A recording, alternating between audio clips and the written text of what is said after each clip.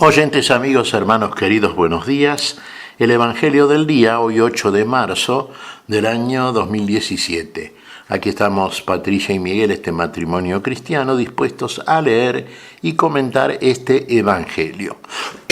Primero la lectura. Patricia. Lectura del Santo Evangelio según San Lucas, capítulo 11. Versículos del 29 al 32. Al ver Jesús que la multitud se apretujaba, comenzó a decir: Esta es una generación malvada. Pide un signo y no le será dado otro que el de Jonás. Así como Jonás fue un signo para los ninivitas, también el Hijo del Hombre lo será para esta generación.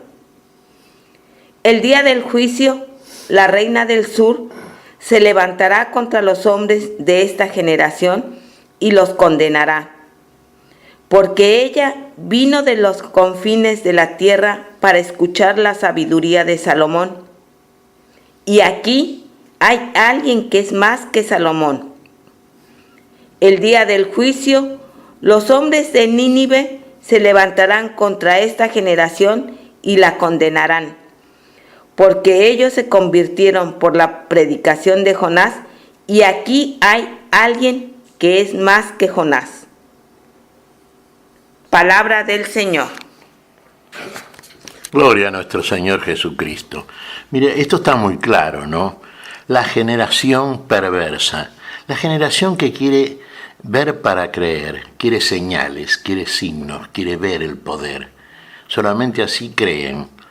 Pero ¿podemos definir a la fe de esa manera? ¿La fe es ver para creer o es creer primero para ver después aquello en lo cual se ha creído? Creer primero a la palabra, porque la fe es por el oír de la palabra. Lo dice San Pablo, que también lo comprobó. La fe no es por ver señales, signos, milagros, prodigios. Fíjese que una de las cosas que le dice Jesús a Tomás: ¿Porque has visto, has creído, Tomás? Más bienaventurado es aquel que sin haber visto creyó. Porque el premio que nos otorga la fe precisamente es llegar a ver finalmente el objeto en el cual se ha creído, y la consumación de una visión perfecta y de una visión en la gloria. Y una visión de gloria es precisamente aquella que señalan las epístolas de los apóstoles. Sin santidad nadie verá al Señor. Y la finalidad es ver al Señor como Él es, ver a Dios cara a cara. Eso es lo que tenemos que ver. Pero eso tiene que estar precedido por la fe, por un camino de fe. Ahora que estamos en este tiempo de Cuaresma, ahora que estamos iniciando un camino que nos conduce, si somos fieles en el mismo, a la palabra que hemos oído, tenga siempre esto en cuenta: ser fiel a la palabra que usted ha oído, que ha escuchado. Encarne esa palabra. Recién ahí su fe será cierta y concreta, y recién ahí usted estará caminando verazmente este sendero cuaresmal que lo conduce finalmente a la meta triunfal, que es la Pascua, de la cual va a participar. Porque para eso es la Cuaresma, para llegar finalmente al ideal de la santidad, a conocer verdaderamente la santidad, después de haber superado los inconvenientes que naturalmente propone la carne caída que tenemos todos.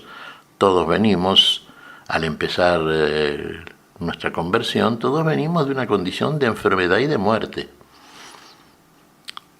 Todos estábamos muertos en delitos y pecados, dice San Pablo, cuando el Señor vino a nosotros. No está refiriéndose a la muerte física. Era una muerte, bueno, llámele mística si quiere, pero era una condición de muerte, de la cual si no salíamos, terminaba finalmente con la muerte física, y la muerte física con la persona. Entonces ahora es el tiempo de salir de esa condición de muerte. Y de esa condición de muerte salimos a partir de una verdadera conversión. un cambio de dirección en nuestro caminar mientras estamos en este mundo, peregrinando rumbo hacia un lugar que en el caso del cristiano y en el caso de aquellos que hemos creído es concretamente la patria celestial, el lugar de la vida y de la vida en plenitud. Una caminata, la caminata cuaresmal, que nos conduce al conocimiento de la santidad, a la superación de las tentaciones, a desarrollar una conducta que sea verdaderamente una conducta testimonial, cristiana. Fíjese, ¿por qué les dice esto Jesús en este pasaje que nos leyó Patricia? Es muy clarito. Esta generación perversa quiere señales y no les será dada ninguna señal. Porque decimos que la fe por el oír de la palabra. Bueno, y aquellos que mostraron fe y que se van a levantar, como dice aquí Jesús, el día del juicio contra la generación incrédula y perversa, son aquellos que verdaderamente prestaron su oído a la palabra. Fíjense en el caso de la reina del sur, la reina de Saba. ¿Desde dónde vino? Desde un lugar lejano. ¿A qué vino? ¿A ver señales? ¿A ver los milagros? No, vino a escuchar la sabiduría de Salomón, la palabra que portaba el rey sabio por antonomasia. ¿Y qué nos dice Jesús?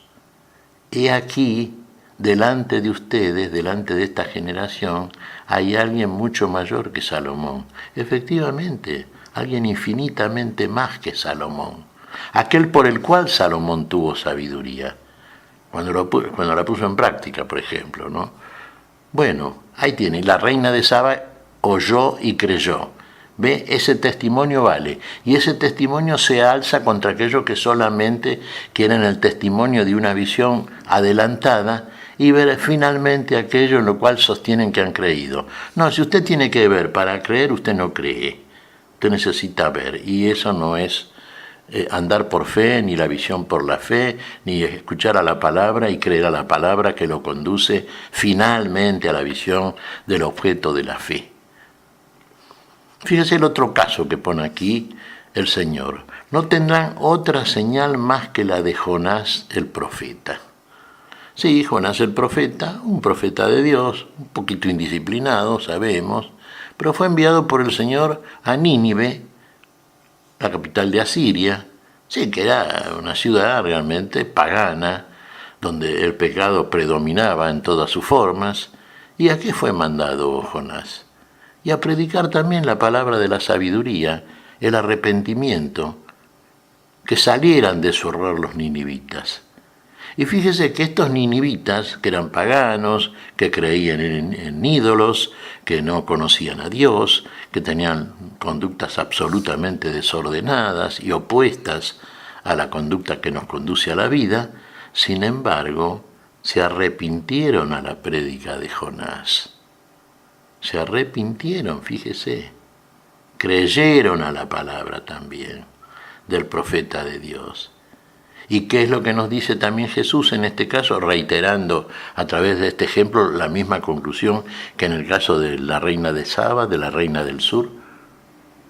Y he aquí, delante de ustedes, algo mucho más grande, mayor que Jonás, el Señor de la vida, el que enviaba a Jonás. Ahí tienen la palabra en la cual deben creer todos aquellos que se apretujaban para escuchar a Jesús. ¿Escuchar? ¿O querían más ver signos, ver señales, ver milagros? Y si no aparecían los milagros no creían. Tenemos que tener esto muy en cuenta porque, hermanos queridos, la palabra, por la palabra todo fue hecho, no lo olvide. Porque para eso se encarnó la palabra. Y fundamentalmente, ¿sabe para qué? Para que el hombre recuperase la vida. Para que esa palabra encarnada por todo hombre, muerto en delitos y pecados, como estábamos todos, cuando la palabra encarnada, Cristo Jesús, Dios en Cristo Jesús, vino a nosotros, para eso se encarnó Dios. Para venir a rescatarnos de la muerte, para venir a regenerarnos, a redimirnos, finalmente a salvarnos.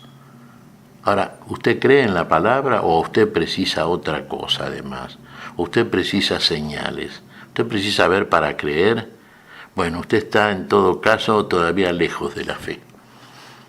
Usted tiene que creer a la palabra, ¿se da cuenta? Esa palabra que lo conduce a una verdadera conversión. Y la conversión empieza por aquello mismo que usted escuchó. Estamos en un día miércoles, se cumple la primera semana de Cuaresma.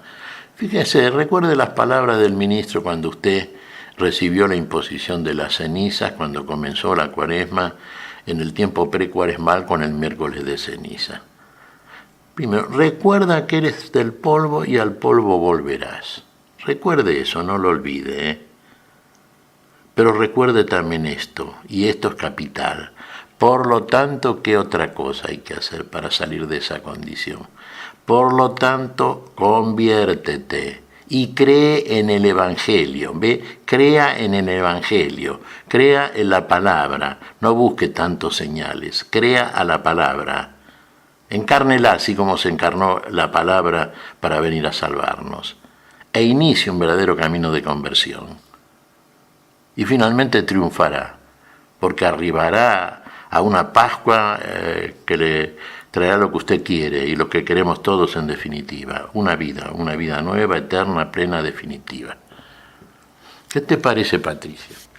Pues mira, a mí me sorprende, Miguel, la conversión de los ninivitas, porque hasta el mismo rey se pone su saco de ceniza, hace oración, pide perdón. Y eso que no era el pueblo elegido.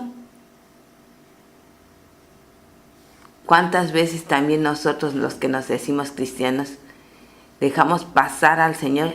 En cambio, los paganos, las prostitutas, en el primer aviso, ellos se arrepienten y ganan el cielo.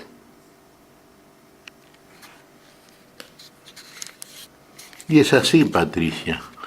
Por eso muchas veces el Señor les dice a aquellos fariseos hipócritas, aquellos que realmente eran tan duros de corazón, las rameras, las prostitutas, los publicanos os precederán en el reino de los cielos, ¿eh? Los últimos serán los primeros. Claro que los ninivitas era un pueblo feroz, ¿eh? Era un pueblo que tenía una conducta que realmente, si íbamos a juzgarla objetivamente, era abominable delante de Dios. Sin embargo, se arrepintieron a la prédica de Jonás. Y el mismo rey, sí, señor, el mismo rey de los ninivitas también. Saco y ceniza, fíjese, señal concreta de actitud penitencial. Bueno, o sea, ahí tenemos un ejemplo potente realmente, ¿no?